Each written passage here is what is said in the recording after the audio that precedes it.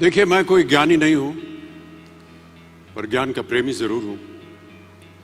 मैं कोई साइंटिस्ट नहीं हूं, पर लाइफ में एक्सपेरिमेंट जरूर करना हूं और उससे सीखता भी हूं। मेरे विचार एप्रीहेंशन से नहीं, ऑब्जर्वेशन से बनते हैं। I only have observations to learn from.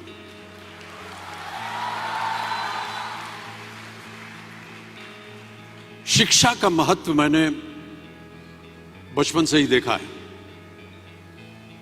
मेरे माता पिता का मानना था कि ज्ञान वो इन्वेस्टमेंट है जिसका डिविडेंड यानी मुनाफा जीवन के अंत तक मिलता रहता है। बड़े बड़े गुणीजनों, साहित्यकारों का हमारे घर में आना जाना हुआ करता था। उन्हीं के बीच बैठकर उनसे बहुत कुछ सीखने का मुझे सौभाग्य भी प्राप्त हुआ। मैं ऐसा मानता हूं कि एक सामान्य जिंदगी जीने के लिए इंसान को रोटी, कपड़ा और मकान के अलावा अगर किसी चीज की सबसे ज्यादा जरूरत होती है तो वो है शिक्षा, education.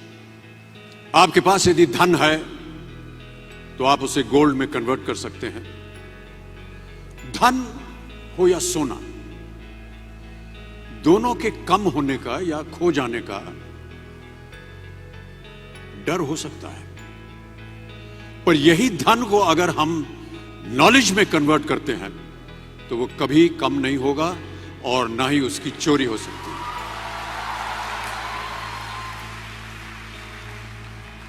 Money, ladies and gentlemen, anyone can steal, but knowledge cannot be stolen from you.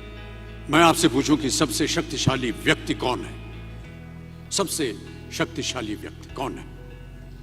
तो कोई कहेगा कि जिसके पास पावर है, वेपन्स हैं, शस्त्र है, धन है, किसी देश का राजा या किसी सल्तनत का वारिस है।